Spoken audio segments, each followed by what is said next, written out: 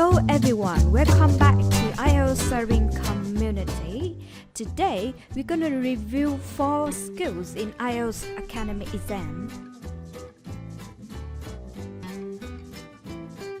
Before we get started, don't forget to subscribe our channel and click the bell icon here for newest lessons. You can also follow us on this channel, which is focused on reading and listening skills. And now, teacher Peter from England going to give you some information about IELTS academic exam. Okay, let's get started. Well, okay, so first I'll talk about the writing. So you already know about the writing. You have to write 2 short essays. One is 150 words, the other is 250 words. There is a formula you can use. Okay, so once you have this, then you can just change some of the words for a different subject. So this is not the best way to write a beautiful essay, but it's the best way to pass an IELTS test. It's a little bit different, yes? So, okay, so that page is about the speaking, part 1 speaking. But you can see on the page, it talks about the writing and the reading. Okay, so for the writing, the best thing to do is, like I say, learn how many paragraphs, how many sentences, which sentence you need to put in which paragraph. Then, like I say, once you have this, you can take almost any topic, any subject, and apply this to the topic or subject. That seems to be the easiest way to do the writing part. Okay. What you can do is, for the writing, so for the short 150-word essay, there's some vocabulary that you will use a lot. So this is when you write about graphs and charts and diagrams and talk about trends. There's a lot of vocabulary there which kind of stays the same, yeah? And it's the same with the 250-word essay. You'll use a lot of the same sentences. So for example, you might say, in this essay, I will show that, blah, blah, blah, blah, blah. Or, for example, and in my opinion, and there are a lot of phrases that you can learn. So, with the listening, so listening is going to be difficult. If you talk to people, then half of that is listening. Half is speaking, half is listening and understanding. And the way to get better at listening is just practice.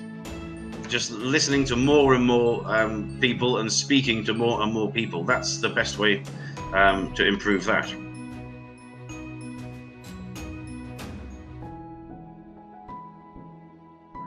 And of course, with speaking, chatting with people is the best way. But, for example, so part 1 of the speaking is general questions.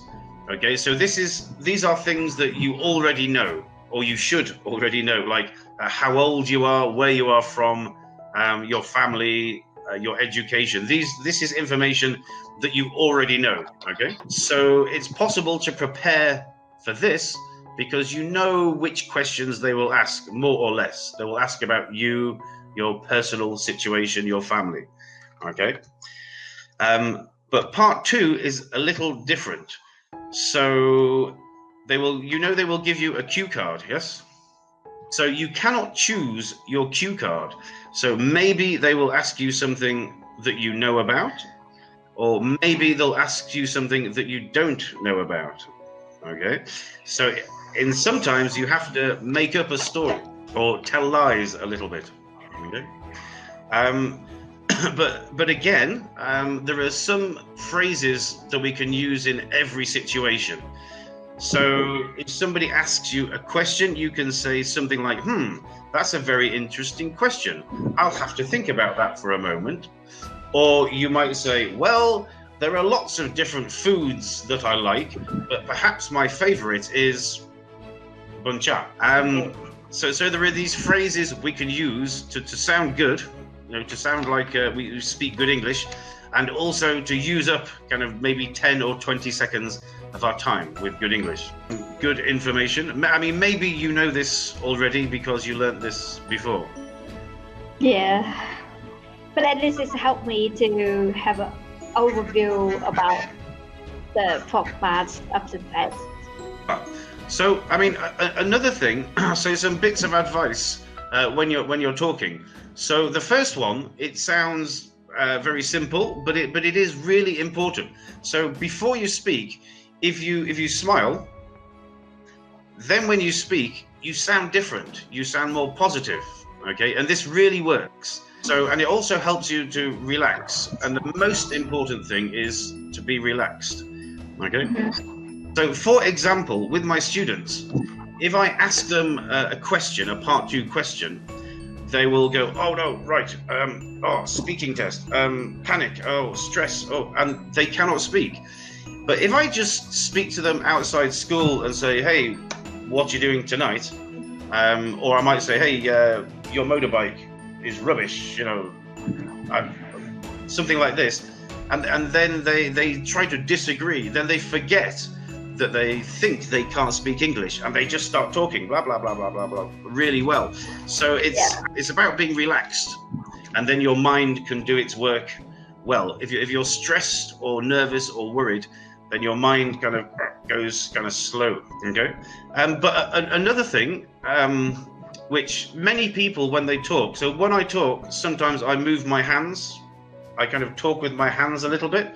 So this is also important to do if you do that. So some people think, "Oh, I must sit very correctly."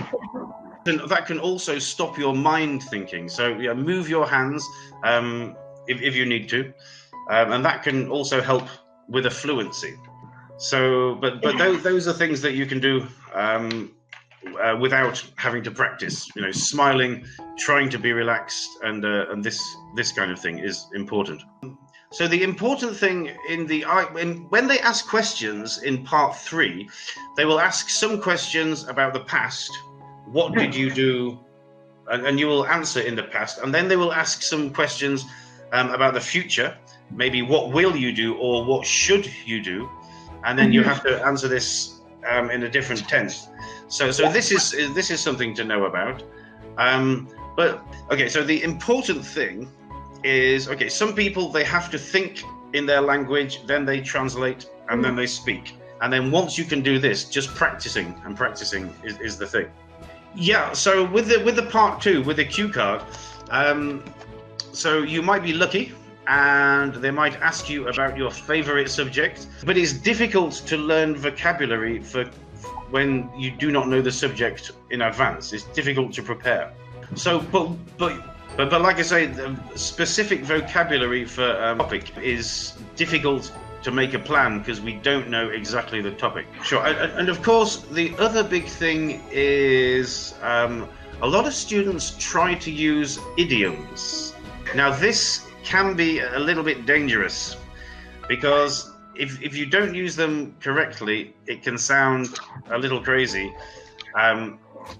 So normally we say maybe like 1 idiom per test, okay? But phrasal verb. So again, there are no rules about phrasal verbs. You just have to learn them and how to use them. Okay, so this is quite difficult because you cannot just say this is the rule. I put this here. They have to be learned one at a time. Okay. And so we talked about the writing, so the reading. So again, reading is just practice. Okay. So a good thing to do. Many of my students, they watch YouTube videos in English.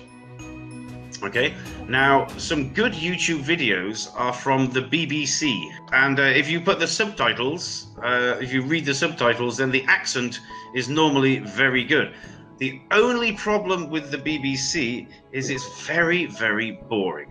The YouTube videos are great because you can see the words and you can hear what they're saying, and you can also practice your pronunciation by repeating the words as well.